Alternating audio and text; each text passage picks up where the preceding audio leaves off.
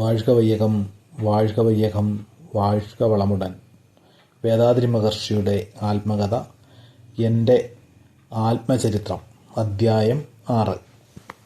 മര്യാദ, അധ്വാനം, ചിന്ത, ഉയർന്നവരോട് ബഹുമാനം ഇവകളെ മൂലധനമാക്കിക്കൊണ്ട് എൻ്റെ ജീവിതത്തിനെ ഉയർത്തുവാൻ ഇടവിടാതെ ഞാൻ ശ്രമിച്ചു. എങ്കിലും എനിക്ക് മതിയായ തൃപ്തി ഉണ്ടായില്ല. അടുത്തടുത്ത് എന്തെങ്കിലും പ്രശ്നങ്ങളുണ്ടാകും.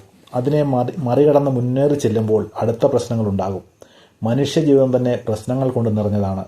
ബുദ്ധിമാൻ, മൂഢൻ, ധനികൻ, ദരിദ്രൻ, വലിയവൻ, ചെറിയവൻ, പഠിച്ചവൻ, പഠിക്കാത്തവൻ, ചെറുപ്പക്കാരൻ, വയസ്സൻ, കുടുംബസ്ഥൻ, സന്യാസി, ആൺ, പെൺ, ആരായാലും എന്ത്, ജീവിത ഉത്തരവാദിത്തങ്ങൾ ഏറ്റെടുത്ത ഓരോരുത്തരും ഏതെങ്കിലും ഒന്ന് അല്ലെങ്കിൽ പല കുരുക്കുകളിൽപ്പെട്ട് വിഷമിച്ചാണ് ജീവിതം നയിക്കേണ്ടത്. നിലവിലുള്ള സാമുദായിക വ്യവസ്ഥിതിയാണ് ജീവിത കുരുക്കുകൾക്ക് ആദ്യ കാരണം. ആ സാമുദായ വ്യവസ്ഥിതി എന്ന ശക്തമായ ചക്രത്തിൻ്റെ ചുഴലിൽ ഓരോരോ മനുഷ്യനും അവൻ്റെ ഉത്തരവാദിത്വത്തിലാണ്, സമ്മർദ്ദത്തിലാണ്ട് ജീവിച്ചു വരുന്നു. ഞാൻ മാത്രം എന്ത് വ്യത്യസ്തനോ? പ്രശ്നങ്ങളില്ലാതെ ജീവിതത്തിൽ നല്ല നേട്ടമുണ്ടാക്കി സമാധാനവും സന്തോഷവും നിറഞ്ഞ ജീവിതമുണ്ടാകണമെന്ന് ഞാൻ ആഗ്രഹിച്ചു.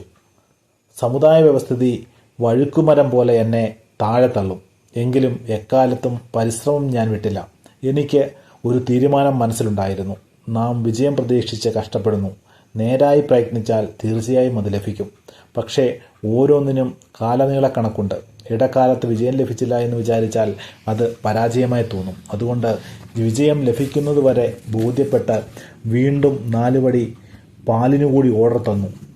അതുകൊണ്ട് വിജയം ലഭിക്കുന്നതുവരെ പരിശ്രമം, അധ്വാനം, ചിന്ത, മര്യാദ ഇവ കൊണ്ട് പാടുപെടണമെന്ന തീരുമാനം എന്നിൽ ദൃഢമായിരുന്നു.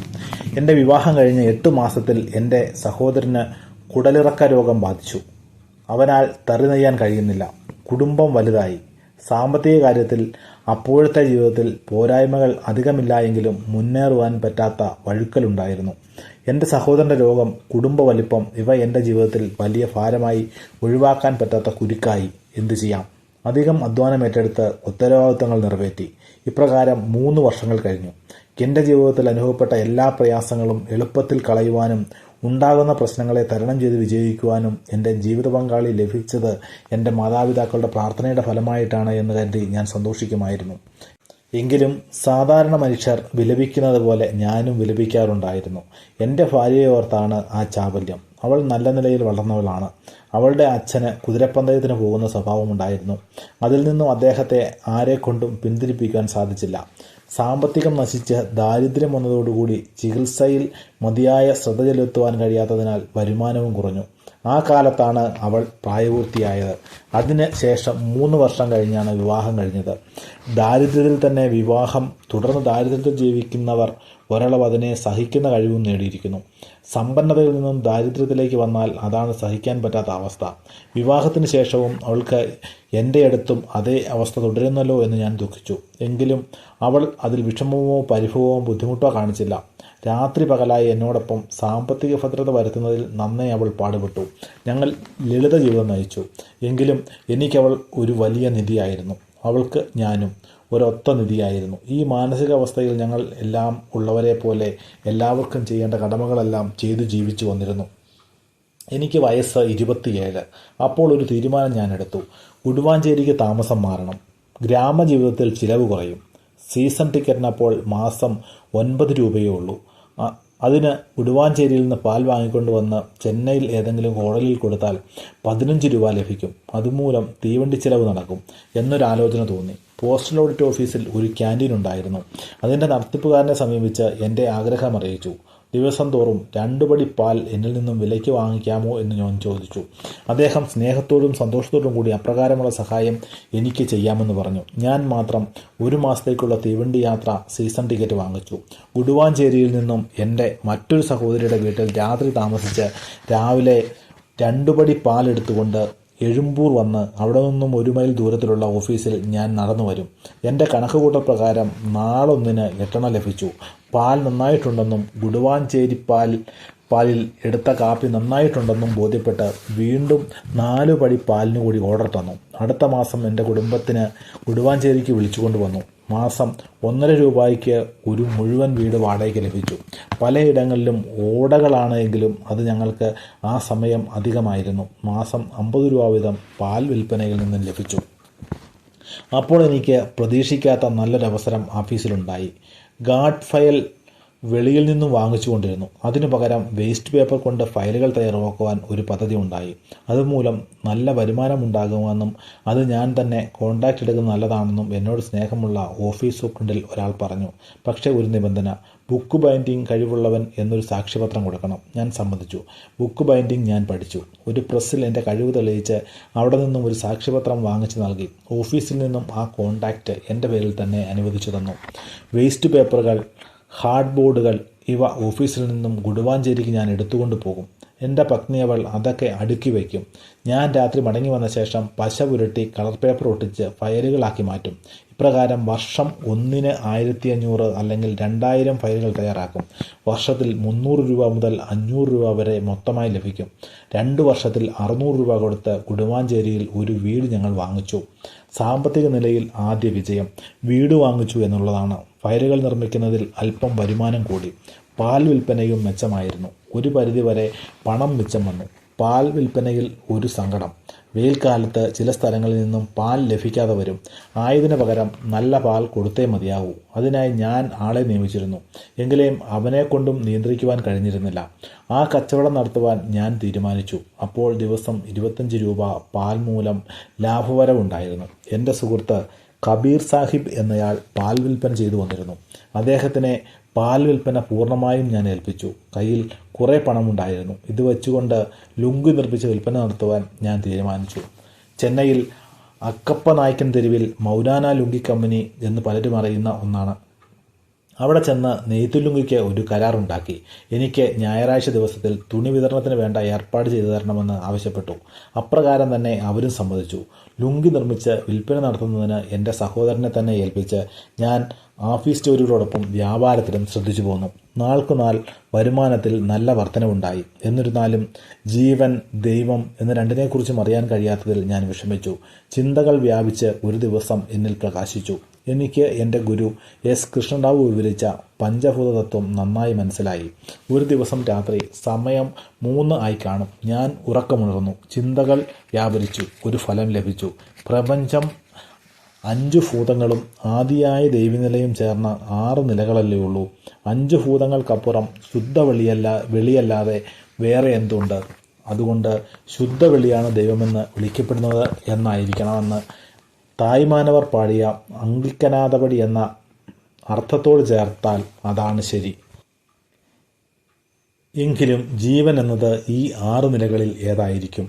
പ്രവൃത്തി നിലയിലുള്ളതാണ് ജീവൻ. ആയതിനാൽ അത് പഞ്ചഭൂതങ്ങളിലൊന്നായ ആകാശമാകാനേ വഴിയുള്ളൂ എന്ന ശോഭനമായ അറിവ് ലഭിച്ചു. ഈ അടിസ്ഥാനമായ ഉള്ളുണർവിനെ കാരണമാക്കി വീണ്ടും ഞാൻ ചിന്തിക്കുവാൻ ആരംഭിച്ചു. എന്തൊരത്ഭുതം! എനിക്ക് തുടർന്ന് ഈ ലോകം ആദ്യത്തേക്കാൾ വ്യത്യസ്തമായി തോന്നി.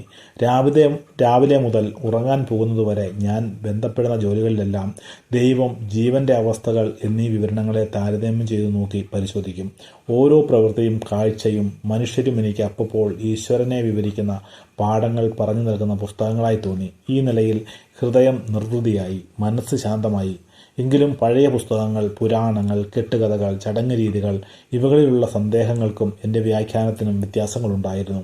ഇതിനെല്ലാം തീരുമാനം കാണണം. മനസ്സിൻ്റെ നിർവൃതിയോടുകൂടി ചില വർഷങ്ങൾ പഞ്ചഭൂതത്വ വിശദീകരണം എന്ന പൂന്തോട്ടത്തിൽ അറിവിനെ ചെലുത്തി ഞാൻ ആനന്ദിച്ചിരുന്നു. അപ്രകാരമായിരുന്നെങ്കിലും സാമ്പത്തിക വളർച്ചയിൽ എൻ്റെ ശ്രമം ഞാൻ കുറച്ചിരുന്നില്ല.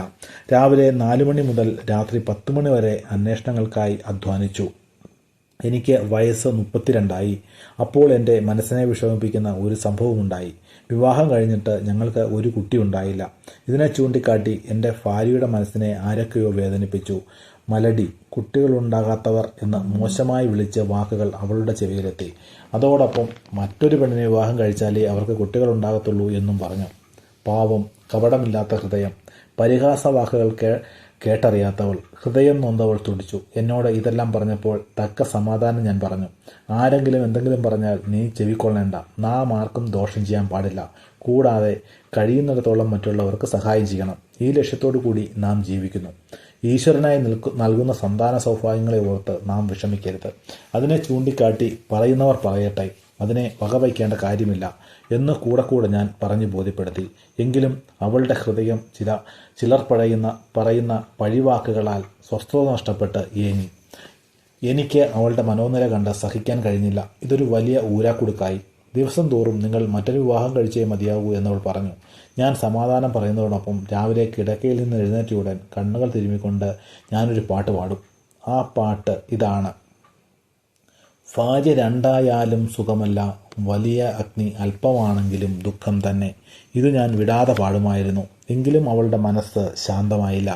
കുരുവിക്കൂടിനെ ഉലച്ചതുപോലെ ഞങ്ങളെ ഉലച്ച് വിഷമത്തിലാഴ്ത്താൻ തീരുമാനിച്ചു സമൂഹം, ബന്ധുക്കൾ, അയൽവാസികൾ എന്ന അധികാരത്തിൽ മനുഷ്യൻ്റെ ജീവിതത്തിലുണ്ടാകുന്ന കുരുക്കുകൾ കണ്ടോ?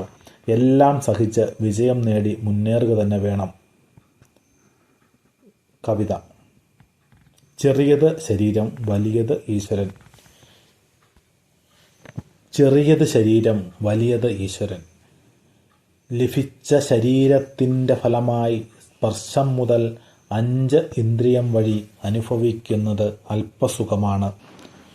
ജ്ഞാനത്താൽ ജീവനെ അറിഞ്ഞ് അളവറിഞ്ഞപ്പോൾ നാം പിറവിയെടുത്ത ഫലം പരമാനന്ദമാകും.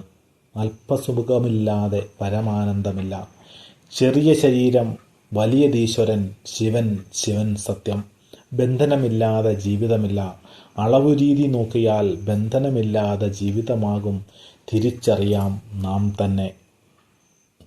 ഫലമറിഞ്ഞ അവബോധം.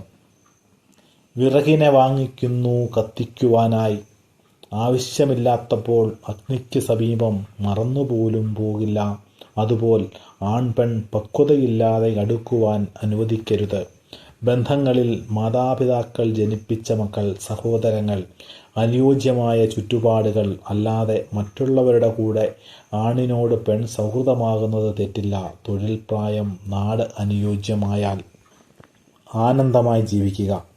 ശരീരസുഖം, ദീർഘായുസ്, വിദ്യാഭ്യാസം, സമ്പത്ത്, അച്ചടക്കം, പ്രശസ്തി, ഈശ്വരജ്ഞാനം ഇവകളിൽ വിളങ്ങി കടലാൽ ചുറ്റപ്പെട്ട ഭൂമി മക്കളെല്ലാം ധാർമ്മിക ഉത്തരവാദിത്വത്തോടുകൂടി മഹത്തായ ജീവിതം നയിക്കുവാൻ ആമാശയ വിശപ്പിനോടറുവും വിശപ്പടങ്ങി കുറ്റം ചെയ്യുവാനുള്ള സാഹചര്യമെല്ലാം മാറി ദാനം, സംരക്ഷണം, സമ്പാദ്യം എന്ന മേഖലകൾ 3-ൽ നേട്ടം കൊണ്ട് എപ്പോഴും മധുരമായി ജീവിക്കുക.